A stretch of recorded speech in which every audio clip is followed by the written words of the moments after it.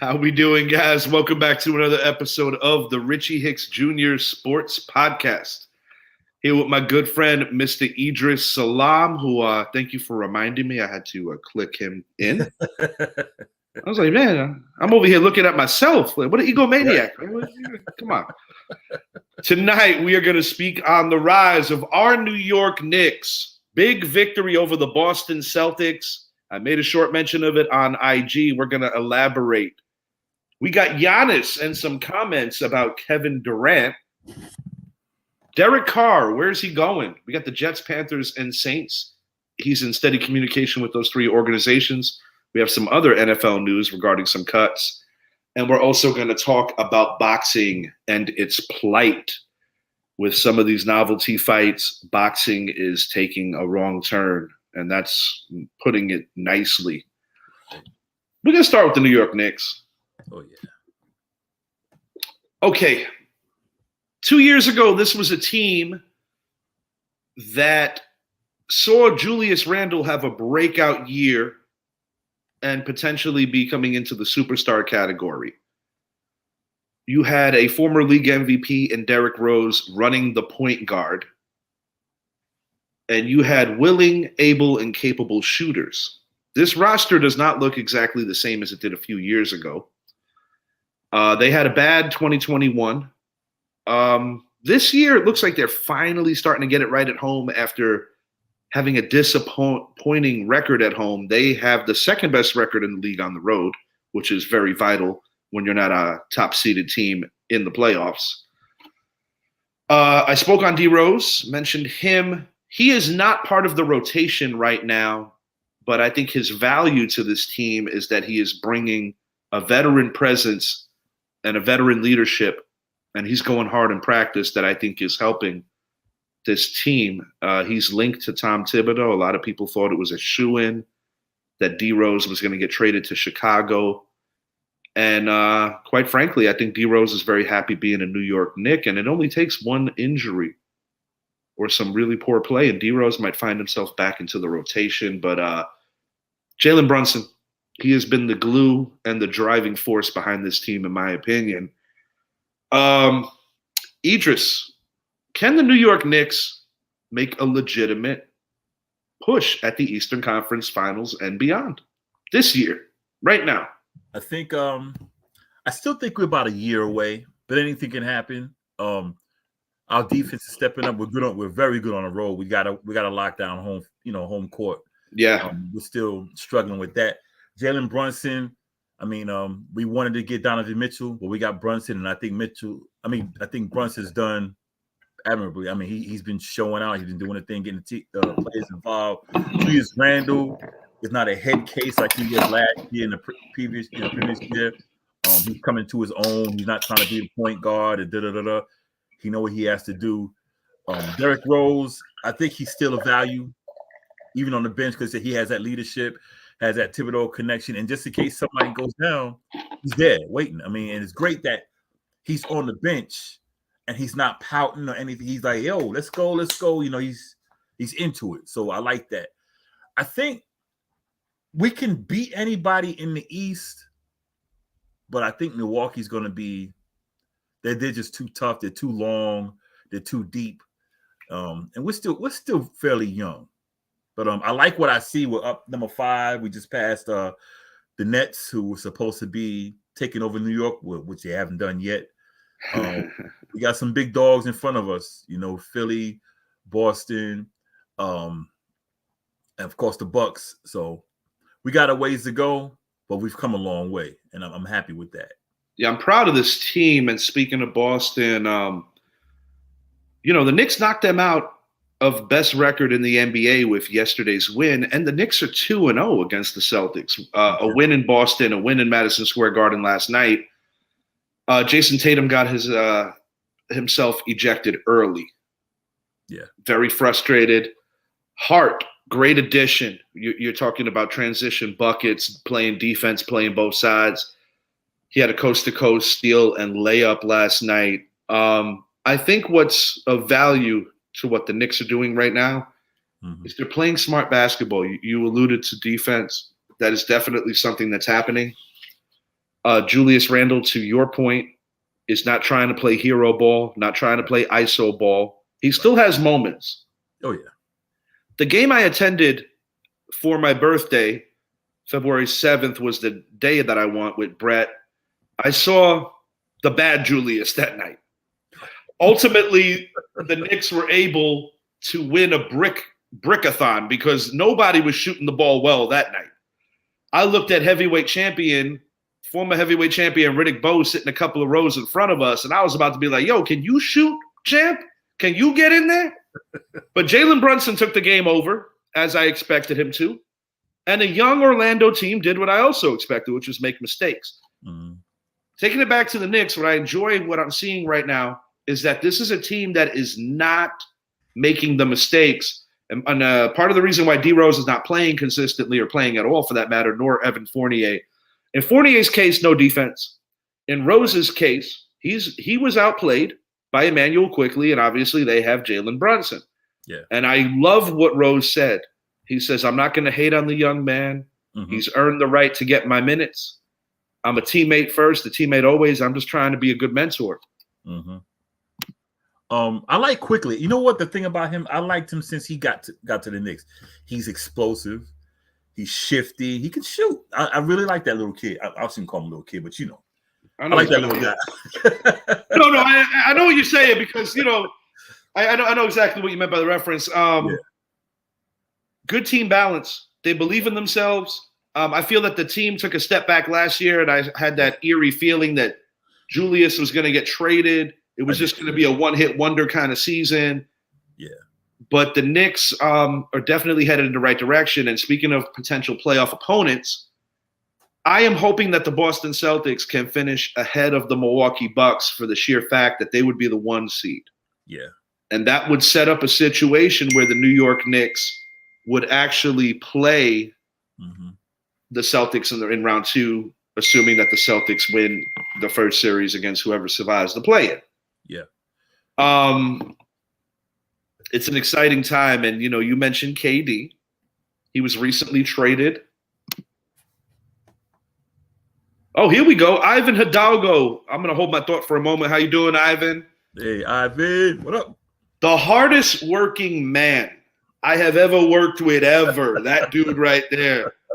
South. Going back to our Rainforest Cafe days. I mean, this dude was on another level of speed, power. Like if we're making a football team, that's the dude that I want as my fullback. But anyone with a name like Ivan, he's out the grind. Yeah. Ivan. That's a grind name right there. But yeah, awesome dude, big sports fan. Thank you for watching, Ivan. No doubt. The audition of Josh Hart from Portland. Yeah, absolutely, dude. He's playing at a pristine level on defense, man. He's getting it done. And a big thing with Tom Thibodeau, the Knicks head coach, is that you cannot expect to be on the court if you don't at minimum make a defensive effort. That's why even though Evan Fournier is only 1 year removed from breaking John Stark's franchise record for 3-pointers, he's not finding the floor. You know what? Reminds me of another New York coach named Brian Dable. Mm-hmm. Show me. I'm gonna sit you. And this is Thibodeau because look what he did with Kevin Knox. Yeah, he don't play, bro. Defense? He don't play. You gotta go. And Josh Hart, I knew this kid was good because when he was with the Lakers, he was good. He was with that young talent that LeBron shipped out. So when I saw that we was acquiring him, I was like, good. He's young. Thank you, Ivan. I appreciate you. Keep going, Idris. I'm listening to you, brother. Yeah. He's young. He's long. He can play defense. And I'm glad we picked him up. I wasn't a fan of Cam Reddish going back to college, and we acquired him. I was like, I don't know about this guy because he hasn't shown me anything. You gotta play defense, bro. You gotta play defense if you expect to make this guy's roster. You have to get the minutes, rather. I mean, he reminds me of one of my old coaches, Darius Burton. Mm-hmm. If you don't play defense, you're not getting on the court. Bottom line, if you're not everybody has to be a lockdown defender like a Gary Payton, right? But you better get in the dirt. Do something, do something. Look like you're doing something. Because if you're doing nothing, you're gonna be at the end of the bench, or you're gonna be in another team. And like I said, my boy Elliot Evans, who's an Orlando Magic fan, he said Fournier is going to show his warts after year 1 or year 2. It'll happen quick. Yeah. I attended another Magic or Knicks game where the Knicks broke a franchise record for threes, and Fournier was a big culprit in that. Year later, dude is not even in the mix. So this speaks to the point I'm making. If Derrick Rose was on a different team, he'd get minutes. They are stacked at the point guard position. We're going to roll it over to the aforementioned Kevin Durant. Yep, Sims and Toppin. Yeah, Ivan sees what I'm seeing, man. Yeah, absolutely. Giannis's comments on KD, you actually brought this to my attention before the show, Idris. So if you want to let the listeners know what this is about and the viewers know what this is about. Yeah, Giannis was on the Daily Show, and he basically said, like, hey, you can't be jumping from the team to team. And sometimes you got to be a leader. Hey, come work out with me, and I can teach you how to be a leader and a champion. And he was joking because, the Daily Show. Yes. But I think he was serious playing it as a joke because, like we talked off air, the Greeks don't joke a lot. Not to mention that there's a lot of fact behind it because Giannis was praised for winning a championship the right way. Loyalty, bro. Good friend of the show, John Olsen. I mentioned this recently. He waited like 5 decades. Yeah. From Kareem Abdul-Jabbar, who at the time was Lou Alcindor. Right. And then you forward it all the way to Giannis. They got close with Ray Allen, a.k.a. the Shuttlesworth. Alex English in them. They got close, but they just couldn't. Yeah. They had some ball clubs. Big dog Glenn Robinson. But Giannis, in my opinion, best player on planet Earth right now. I know a lot of people will lean towards Steph, and that's not a bad shout. Neither would be Kevin Durant, your buddy from Twitter. I know you and him are tight. Yeah, you get me knocked off Twitter, but we'll leave that alone. All I'm going to say is that he's a little sensitive, but no, Giannis's comments are not to be taken lightly nor taken jokingly because I said this amongst the guys recently. I think that the legacy that KD has is on the fringe of going downward if he doesn't win in Phoenix. They gave him one of the best point guards to ever play. If Chris Paul's not in your top 10, he's definitely in everybody's top 12. Yeah. You know what I'm saying? For that position, you got Booker. You've got a deep bench. You've got a strong – they got a nice squad, man. They got a good squad. There's no excuses, and they are my pick to come out of the West. You pick Denver. We'll see how that plays, but it's deeper than that. I said this to Zappy last night. We just got into this long old sports conversation. I said if Kevin Durant – excuse me, let me rephrase this. I said if the Seattle Supersonics do not leave Seattle, Kevin Durant would have been a career man there. Yeah. But I don't think OKC had the same appeal. Similar to LeBron, they left a smaller market to go to somewhere a little more appealing. I think the thing that rubs me the wrong way, more so with KD, is that he left his team after going toe-to-toe for 7 games with the Golden State Warriors. They blew a 3-1 lead, by the way, if you want to take it back to that particular season. LeBron left, but I think LeBron did something in some terms of saving face, and we're hard on LeBron on this show, but I'm going to give LeBron his due. He went back to Cleveland. He won a championship. Their franchise's first. Yes, sir. The franchise's first one. You can say what you want about LeBron. Yeah. And there's a lot of things about what LeBron brought that I'm not the biggest fan of, mainly being like the true engineer of the super teams. Yeah. But having said that, I'm not going to question the leadership in terms of putting it out there on the court. Do I think he's the leader like a Kobe or a Mike or a Kareem? I'm going to try to be polite and just say it's different eras, but it's not the same characteristics. I'll leave it like that. Yeah. But LeBron, to me, has a more solid legacy than KD because KD joined the Warriors. Steph won before and after him. KD hasn't won a damn thing without Steph. Right. And you know what? They could say anything they want to say. Well, KD was the MVP 2 years in a row. Well, when you have Steph and Clay. Thank you, sir. You know, it's like you going against LeBron, Wade, and Bosh. That's a good reference. Yeah, and a prime Bosh. One. That would even be a better Bosh than what was in Miami because, you know, let's take into consideration that even Bosh during that time, he had some ailments that were actually very serious. Yeah. That ultimately ended his career. You know, you're talking about about Battier who could shoot. They had Mike Miller, then they had Ray Allen. So, you know, I mean, don't get me wrong. I give KD his due. Yeah, for sure. He had to do.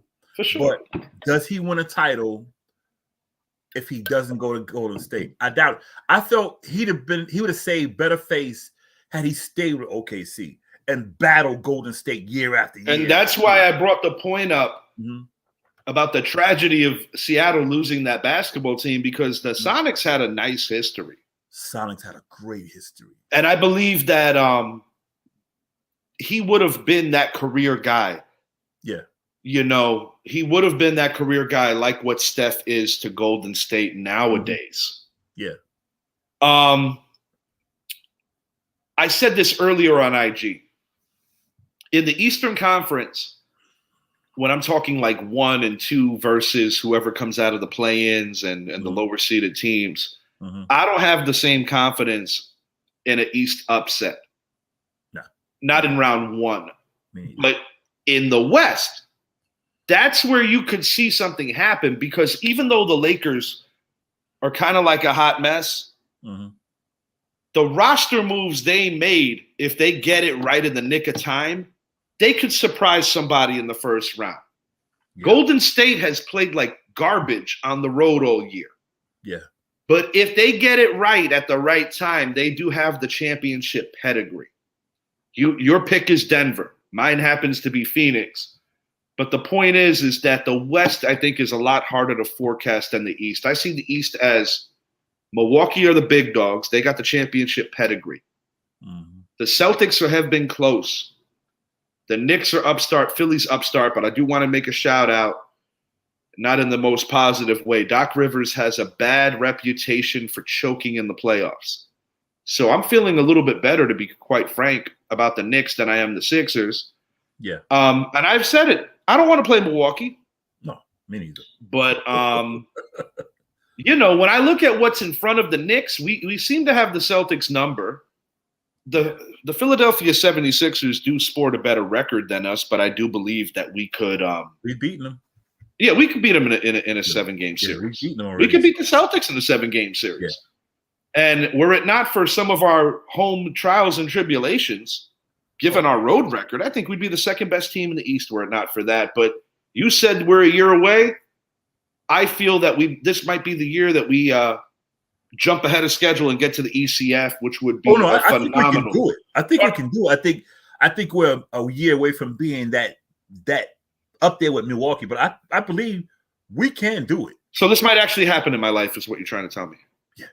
Oh, I want to touch on. I always assumed I'd have dementia by the time they won a championship. I did get to see him. I was 8 years old. Good for you. I want to touch back on Jalen Brunson for a second. Dallas, Luka Doncic is a great player. Okay. Indeed. But he's no leader. I'm going to tell you why. I want to hear this. He had Porzingis. Couldn't get along with Porzingis. Okay. He had Brunson. Okay. Now he has Kyrie. And just, was it yesterday? Jason Kidd went in on the team because of blowing that big lead against the Lakers. Yeah, that was a tough one. You saw Mark Cuban's face. Everybody's seen that. Right. And see, I look at it like, I mean, and I don't mean he's a leader as he's just like, I think it's good to have fun on the court with the refs and the cheerleaders and all these people. But you got a basketball game to play. So you feel that he plays too much, basically? I think he plays too much. I think you gotta sink your teeth in. Like, you can't give up a 27-point lead. And you have Kyrie. You have a decent team around you, especially against the Lakers. You can't give up. Yes, the Lakers made these changes, but they got young players. Right. You can't give up a 27-point lead. Good friend of mine who played in Europe. Very good basketball player in his heyday. Good friend of the show, James Gilly. He had a take on Luka one time that actually sparked my memory on it.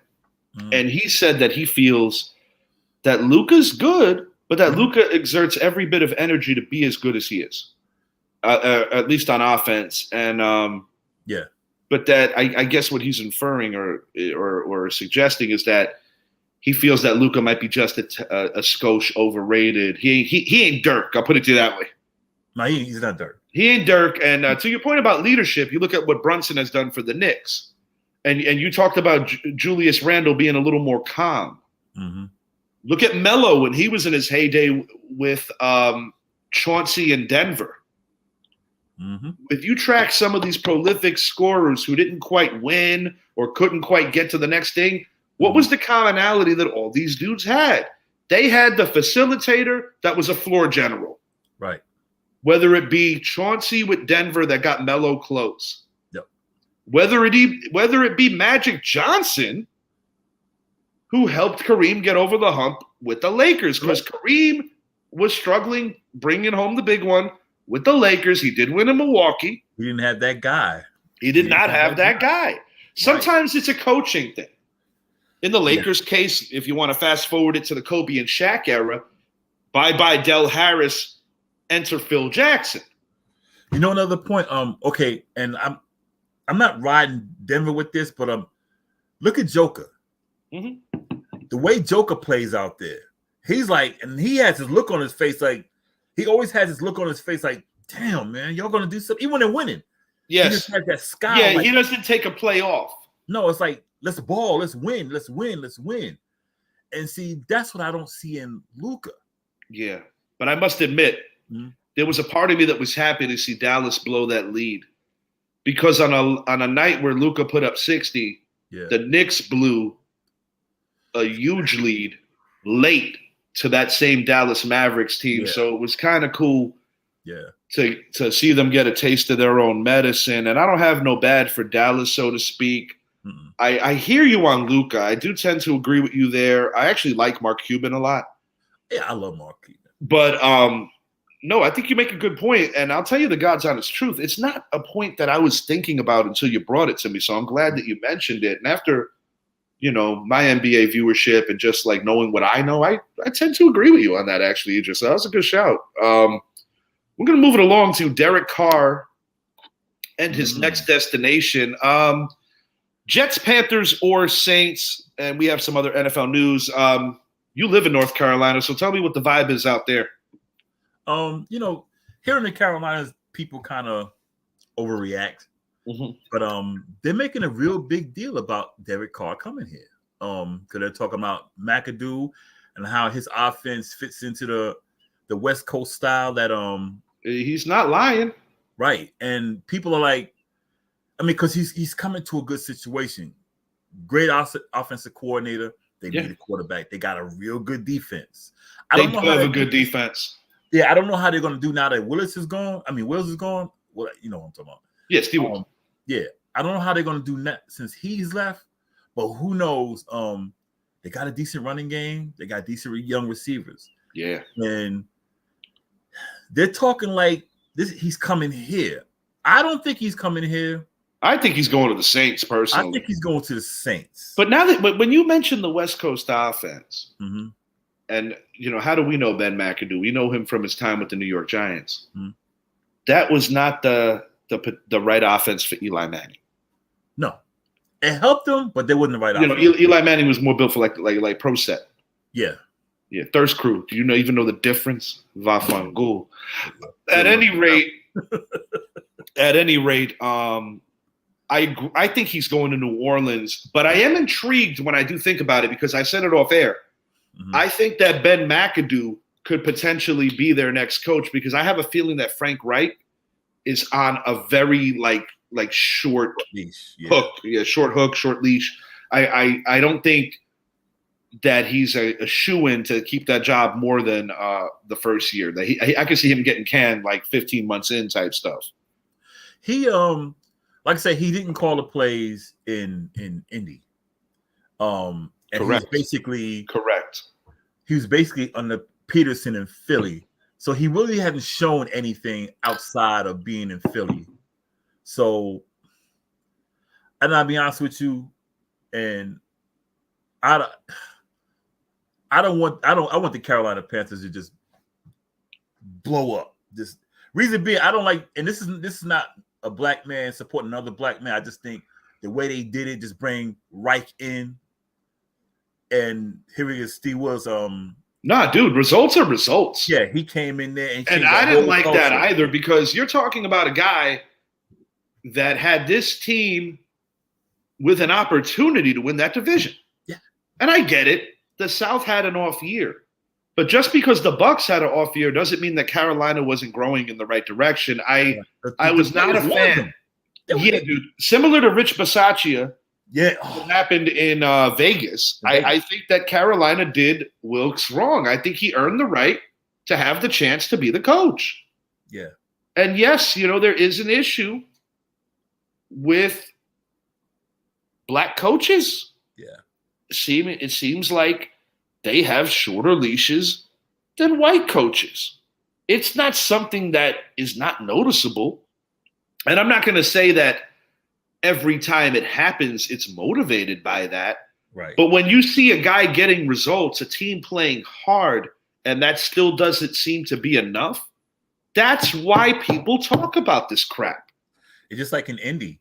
I had heard that they had already hired their coach from Philly. They just couldn't announce it till after the Super Bowl. I'm like, well, dang, they didn't give nobody a chance to interview. Right. You know? I this is the same organization who just pulled Jeff Saturday out of the Right. I think I might know a couple of guys that could be up for an upgrade, because just on the eye test. Yeah. I'm gonna keep it a buck. Yeah. This is coach in Philadelphia that I think is doing a pretty good job. And for me to say that, I'm telling the truth, because there are hated rivals. Yeah. But those wide receivers in Philly had quite the season. And yes, wide receivers coaches do have a instrumental part in that. Yeah. It's something. And fake tough guys, they kind of going out of style. Yeah. Seeing Nick Sirianni looking like Joe Judge on the sidelines. Yeah. Shut up. You know how Philly, and I'm not dissing Philly, but you know how they treat their coaches and quarterbacks. Indeed. They succeed one year, they get back, they feel it next year, you got to go. By the way, since you mentioned that, who has the least rings in the NFC East? I think the ones that wear green. I see a connection. I also want to make a mention. Green means envy. I like where this is going. Hey, what's that? Who was that? Kermit the Frog? Being green? Yeah, it ain't easy being green. Green means money. Well, blowing a double-digit second-half lead ain't a damn thing funny. With the best defense going against a quarterback playing on one leg. Yeah, man. They couldn't even stack them. One leg. Talking about trying to catch the 85 Bears. Oh, you forget about that. Couldn't get a sack. Couldn't get a sack against a Okay. Anyway, let's turn the page.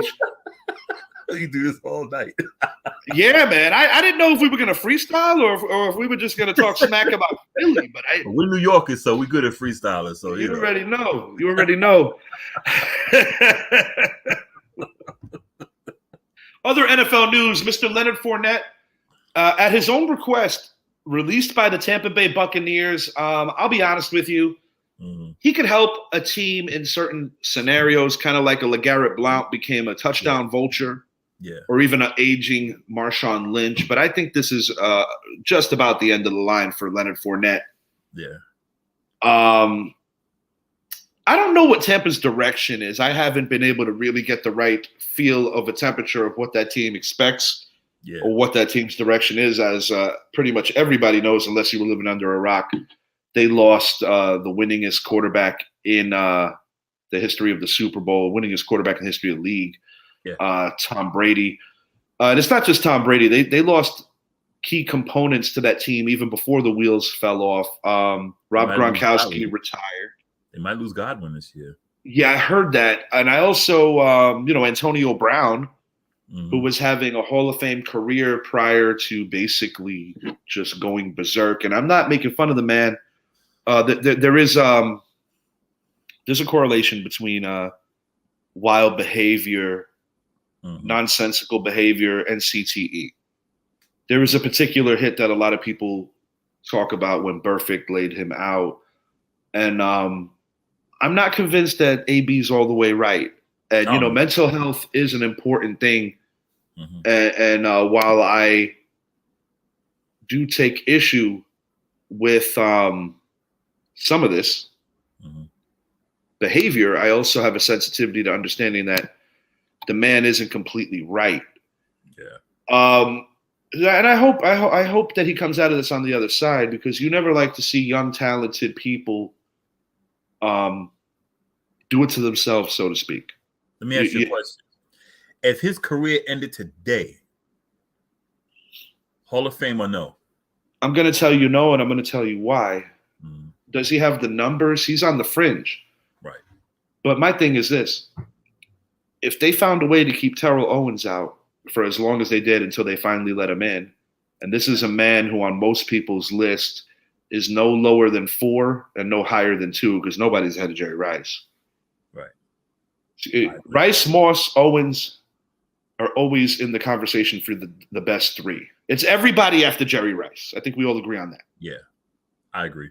But there are some other great ones. You got Steve Largent, But the bottom line is that Terrell Owens was a phenomenal football player.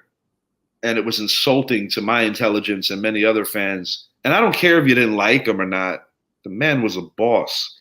And he should have never waited that long. But it makes you feel that they – and to Owens' credit, he checked Skip Bayless some time back about how the media kind of chooses your identity and how you're going to be perceived. Because what's interesting is Randy Moss got in there relatively quickly. But when you talk about behavioral issues, yeah, I get it. T.O. was a circus at times, and he had the media when he was doing the crunches in his front yard. Right. And the whole McNabb drama. Right. And he found his way out of Dallas and kind of burned out Bill Parcells. Those are all true things to a level. Right. But one thing nobody could ever question about Terrell Owens, he never took a play off. Nope. So when we're talking about Randy Moss, I'll keep it a buck. I think Randy Moss is more talented than Rice and Owens. But Randy Moss took plays off. Yeah, but he admitted it too. But yet he got in quicker than Owens. But somehow they're going to try to sell us that it's about character. You make it make sense. And it's not. That's what I feel about AB. I think his character.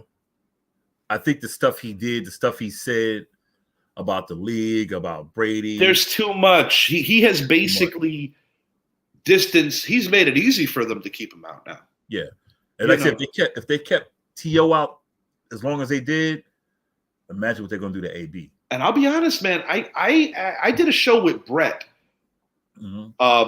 AB versus Arians. What was it? AB said, Arians said, something like that. Yeah.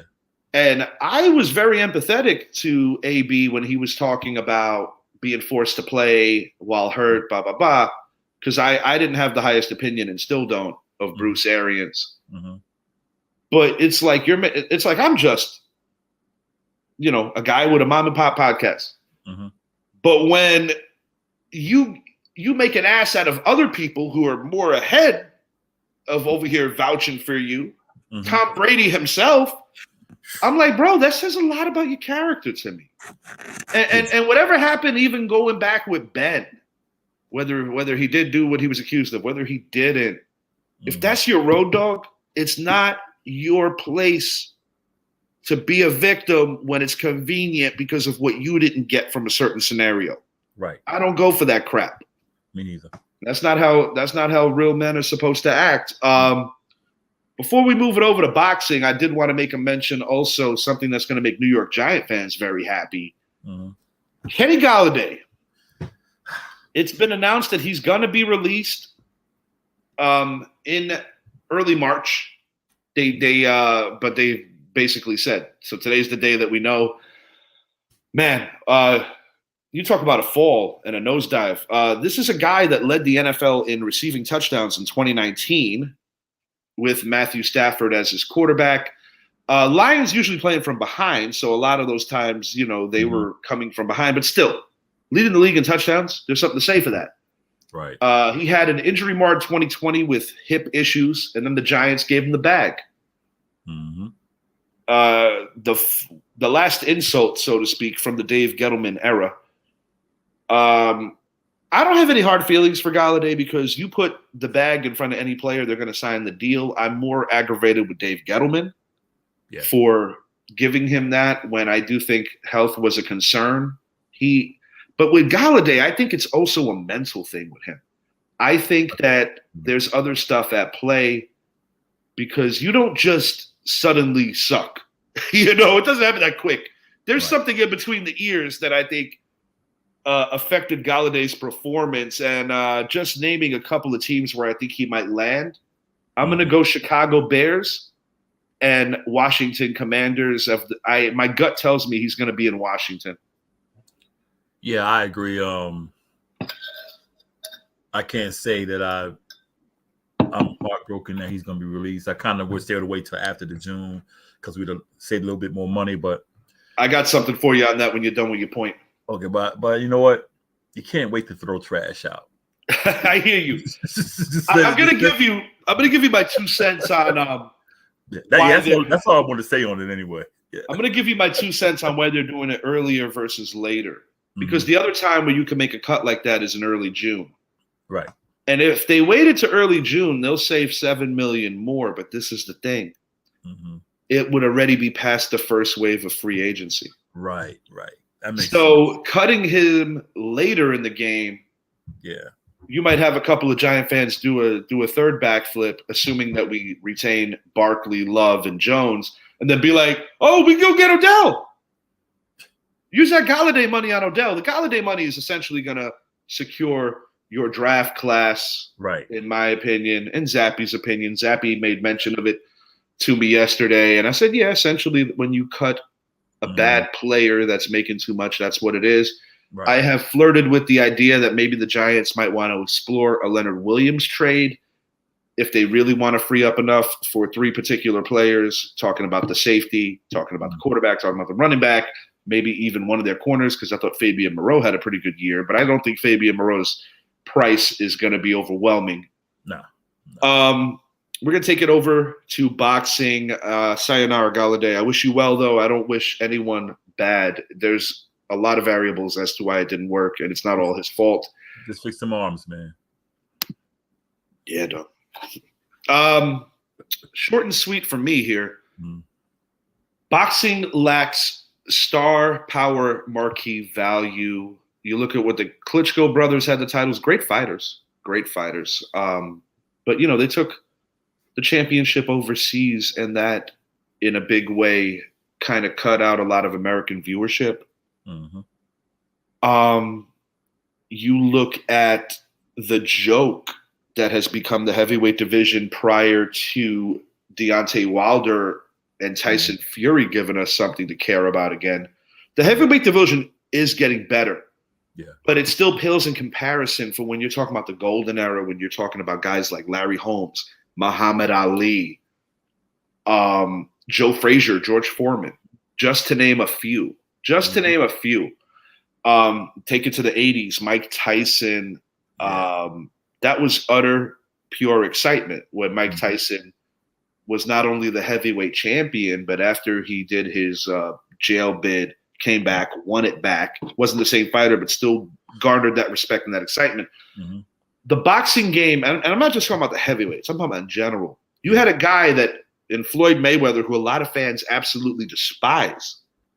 But this is a dude that sold pay-per-views. You wanted to watch the Mayweather fight. Yeah. Oscar De La Hoya did a great job post-career of promoting fights. I was a big fan of a prime Sugar Shane Mosley. You know what I'm saying? I mean, dude, I'm Puerto Rican, and you know that when we had the boxing parties, you know that the Miguel Cotto fights, and even taking it back to the Tito Trinidad fights. Celebrations. Yes, sir. You already know that those were a big deal. Manny Pacquiao, star value again. Yeah. He was a guy that people wanted to see. And I think right now what boxing is going through is that they're pulling these novelty fights to compensate for what they don't have in their own ranks. That's why you saw McGregor versus Mayweather. Yeah. That's why you're seeing the Paul brothers getting involved. Yeah. But they're diluting what was once a very proud sport. And then, let's be honest, boxing has always been questionable at best when it comes to how fights are judged. Yeah. That's always been a thing, but that's boxing's issue in my eyes, is that they don't have the marquee star power. But I will say this, huge fan of Tyson Fury. And also Deontay Wilder, for that matter, because while Wilder hasn't been able to figure him out in 3 fights, he almost knocked him out in the first one. Mm-hmm. The Gypsy King brings an element that is exciting, but I love that guy. Yeah, he's cool. And I have a lot of respect for Wilder because one thing I'll say about Wilder is that he stayed in there and took a beating like a real man. He's a warrior in his own right. And, just because he hasn't been able to figure out Tyson Fury doesn't mean that he didn't kick everybody else's ass. Let's not lose sight of that. Right.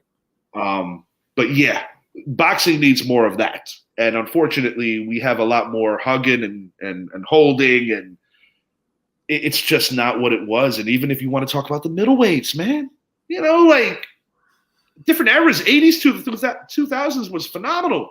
Yeah. It's strange because, see, you got guys like Tank Davis, Ryan Garcia. You have all these undefeated fighters, but they don't want to fight each other. They want to hold on. And it's a posturing thing because it's become such a business of protection. Like you take it back to the movies. Mm-hmm. Like in Rocky 3, when Rocky found out after Mr. T was trying to call him out of retirement. Mm-hmm. He's like, "Oh, you're a paper champion. Yeah, they take care of you." And then Mickey, his trainer, his beloved trainer, kind of breaks the news to him that, yes, it was my job to protect you because you took beatings before you were before you got on. And there is a lot of art imitating life when you look at the Rocky series or other boxing movies similar to those that go into the real thing. I mean, I get it. It's a business. It's a violent business at that. And you do want to keep your guys safe and on top and making money. But there has to be a happy medium where the best fights the best and they stop dancing. I remember this was a big annoyance of a lot of people during Holyfield and Tyson, how it took too long for them to finally fight. Mike Tyson was, I don't know how long that ref was counting in the Busted Douglas fight. I will not discredit that win, though, because Tyson got what he deserved, because Tyson went into that taking it lightly. Yeah. And I'm a Tyson fan. But Busted Douglas was supposed to win that night. He devoted that fight to the memory of his late mother. And anyone that's been kicked a little bit in life or just been through anything, you see that fight, you will feel better when you walk away from it. But as far as that goes, so we got cheated out of Holyfield Tyson because of that result. And then we had to wait because then Tyson got incarcerated. Right. Riddick Bowe, Lennox Lewis, they kept dancing around each other over that damn IBF belt. They had WBA, WBC, but the IBF belt kept going in a circle. And we've seen it on a lot of levels. Pacquiao, Mayweather took way too long. By the time Pacquiao fought him, and it was an insult for all the pay-per-view buyers because Pacquiao was not in fighting shape with that shoulder. That shoulder, yeah. He had no business in the ring. And it pissed me off that Manny took the fight because I think he let a lot of people down that believed that he could have beat Floyd. And I will say this. If that fight happened in 2009 as opposed to 2012, I think Manny would have beat him. I think so too. But it didn't happen. Another problem we had with boxing, like I'm speaking on the Charlo brothers. One brother hasn't fought in almost a year. The other brother hasn't fought in almost 2 years. Okay. Just holding the belts. I'm like, why aren't these guys stripped of their belts? A lot of political posturing in boxing. And you got a guy like Benavidez like, look, come fight me. I'm ready to fight you. But Charlo's like, no, I'm not going to fight you because you're this and that and this and that. I'm like, no, you're supposed to fight these guys. There's too many belts out there also. You got the WBA, WBC, IBF, IBO, WBO, IBC. Then you got like WBA. Yeah, it's like you got the baby belts. It's turned into almost like WWE when Rob Gronkowski had the 24/7 title. Everybody has a belt, and then you bring along Jake Paul. Okay, yeah, he's a YouTuber, but he beat up a lot of guys who were nobodies. Nate Robinson, Anderson Silva, Brett Bandick. Yeah, Brett Bandick. All these guys. And Brett went the distance. Actually gave this guy Brett went the distance with him. Okay. Yeah. Brett got him. Brett got him messed up because Brett's a lefty. And they gave this guy a belt. The WBC gave this guy a belt. I'm like, for what? But when he got in there with the other Fury brother, yeah, he got that ass whipped. Yeah, right. I wasn't much of a Deontay Wilder fan at first, but after the trilogy with Tyson Fury, I grew respect for. He humbled himself. I grew a lot of respect because, see, you know what? The thing about him, he was not afraid to get in the ring with him. And I give him props for that because he broke his eardrum in fight 2. Yeah, he stayed in there until they said enough is enough. Right, he won the fight. Yeah. Fight 1. He would have won that fight. You know what he had to do. This is what I try to tell his fans. He would have won that fight had he went to his corner. Mm-hmm. That's all he had to do. When you leave your corner, the count stops. It's not a 10-second, it's a 10 count. Thank you for mentioning that, because after saying that, I actually do want to revisit the video on YouTube of Douglas Tyson to see if that was in play, because it was a very bizarre, peculiar count. I will say that, but I'm not gonna, like I said, I refuse to take anything away from Buster Douglas. I think you know what?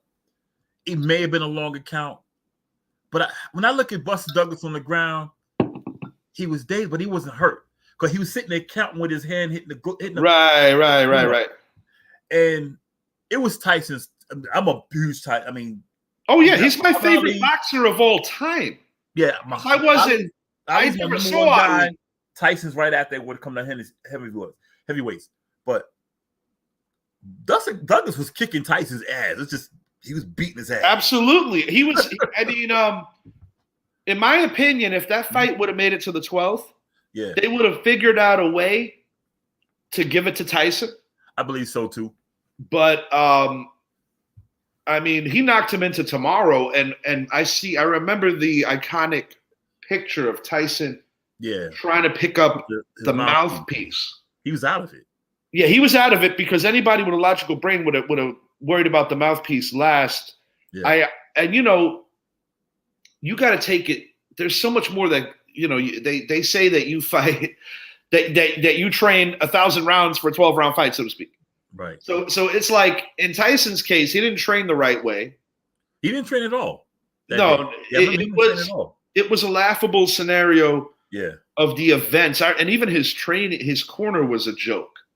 Oh. They didn't have the right stuff in the corners. They didn't have inswell. They were putting on some water balloon on his eye. I'm like, what is going on here, guys? I felt like he just was hanging with his boys, enjoying the country. Yep.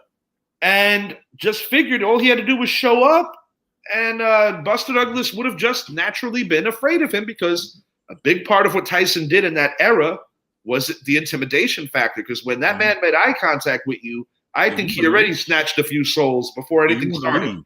You wanted to get out the ring.